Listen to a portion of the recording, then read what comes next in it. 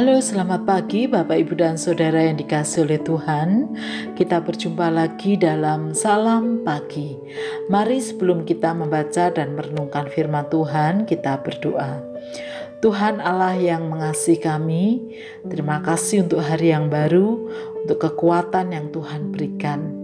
Berkatilah kami agar firman yang kami baca dan kami renungkan sungguh-sungguh menolong, menguatkan, dan mengingatkan kami. Di dalam nama Tuhan Yesus kami berdoa. Amin. Bapak, Ibu, dan Saudara, kita akan membaca dari kitab Yehezkiel pasal yang ke-14 demikian. Sesudah itu datanglah kepadaku beberapa orang dari tua-tua Israel dan duduk di hadapanku. Maka datanglah firman Tuhan kepadaku, "Hai anak manusia, orang-orang ini menjunjung berhala-berhala mereka dalam hatinya dan menempatkan di hadapan mereka batu sandungan yang menjatuhkan mereka ke dalam kesalahan.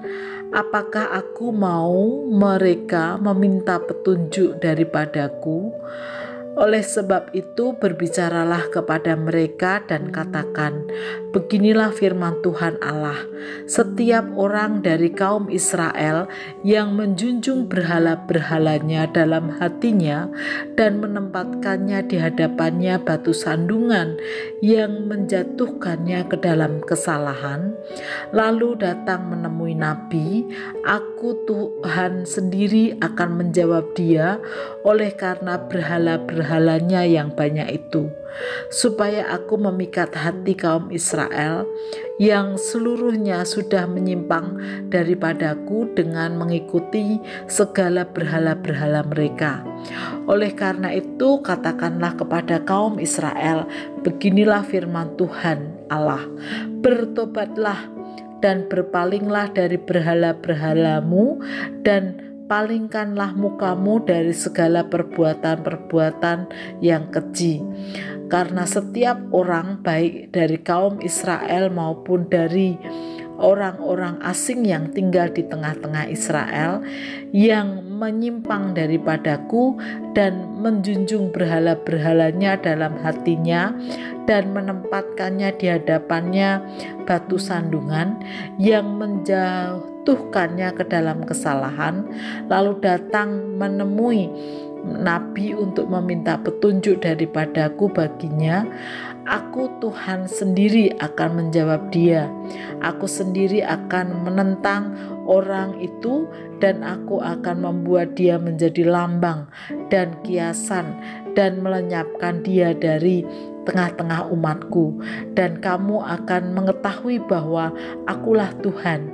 Jikalau nabi itu membiarkan dirinya tergoda dengan mengatakan suatu ucapan, aku Tuhan yang menggoda nabi itu, maka aku akan mengacungkan tanganku melawan dia dan memunahkannya dari tengah-tengah umatku Israel.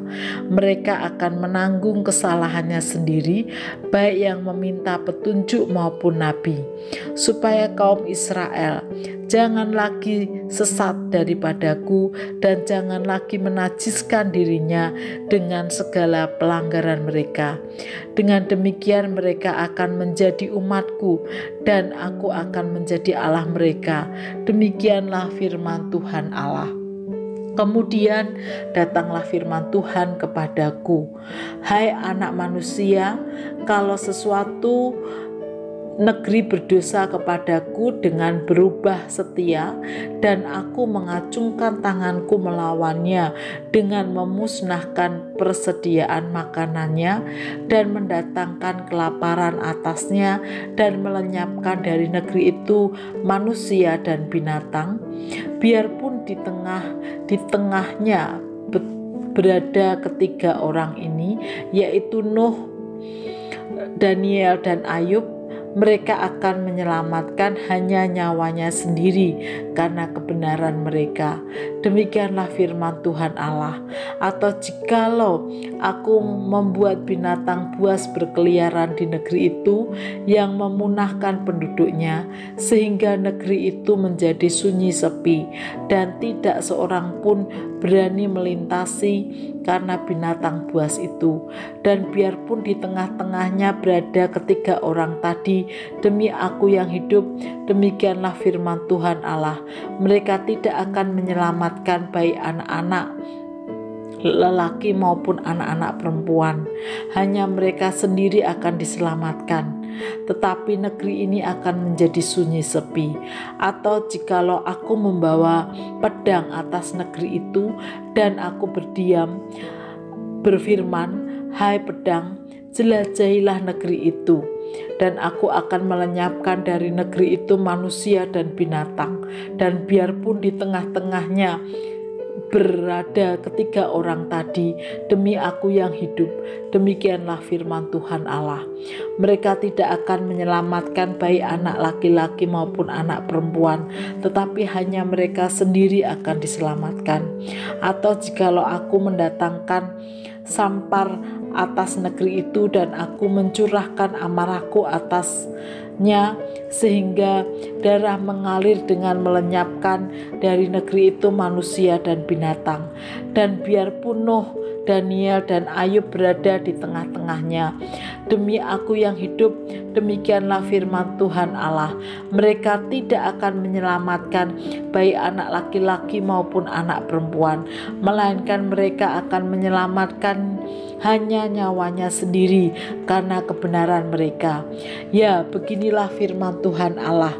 Jauh lebih dari itu, kalau aku mendatangkan keempat hukumanku yang berat-berat, yaitu pedang, kelaparan, binatang buas dan sampar atas Yerusalem untuk melenyapkan daripadanya manusia dan binatang, tetapi sungguh akan tertinggal di sana orang yang terluput, yang mengiring keluar anak lelaki dan perempuan. Lihat, mereka akan datang kepadamu dan kamu akan melihat tingkah laku mereka, dan kamu akan merasa terhibur tentang malapetaka yang kudatangkan atas Yerusalem, ya, tentang segala-galanya yang kudatangkan atasnya. Mereka akan menghibur kamu kalau kamu melihat tingkah lakunya, dan kamu akan mengetahui bahwa bukan tanpa alasan ku perbuat segala sesuatu yang ku perbuat atas Yerusalem. Demikianlah firman Tuhan Allah. Bapak, Ibu, dan Saudara yang dikasihi oleh Tuhan, salah satu dosa yang dianggap kekejian bagi Tuhan adalah ketidaksetiaan pada Tuhan dengan menyembah berhala-berhala dalam hati dan menunjukkannya sebagai batu sandungan. Oleh karena itu, umat Israel maupun bangsa-bangsa lain yang hidup di Israel, jika mereka melakukan hal itu, sungguh mendapatkan murka Allah. Bahkan Nabi pun diperingatkan supaya berhati-hati dalam hal tersebut, sehingga tidak terjebak apalagi atas nama Tuhan. Kesalahan atau dosa yang dianggap kekejian tersebut tidak dapat menghindari dari murka Allah, meskipun di tengah-tengah mereka ada nabi-nabi atau tokoh-tokoh besar seperti Nuh, Daniel, dan Ayub yang disebutkan dalam perikop itu. Oleh karena inilah, mau tidak mau, umat harus sungguh-sungguh bertobat, meninggalkan berhala-berhala tersebut dan menyembah hanya pada Tuhan. Bapak, Ibu, dan Saudara dikasihi oleh Tuhan, menyembah berhala-berhala, hidup dalam ketidaksetiaan pada Tuhan tidak hanya terjadi dalam perjanjian lama, namun juga zaman sekarang. Ada begitu banyak anak-anak Tuhan yang masih mendua hati. Oleh karena itu, mari kita ingat bahwa perilaku menyembah berhala disebut sebagai kekejian bagi Tuhan yang mendatangkan murka Allah. Karena itu, bertobatlah bagi setiap kita yang masih mendua hati dan menyembah berhala-berhala di dunia ini. Dan bagi kita, mari kita juga berhati-hati agar kita tidak terjebak ikut-ikutan atau larut juga dalam penyembahan berhala. Dan marilah kita menjadi umat Tuhan yang setia, yang hanya menyembah Tuhan Yesus, satu-satunya Tuhan dan Juru Selamat dalam hidup. Mari kita berdoa. Tuhan Yesus, kami berdoa untuk saudara-saudara kami yang masih terikat dengan penyembahan-penyembahan berhala.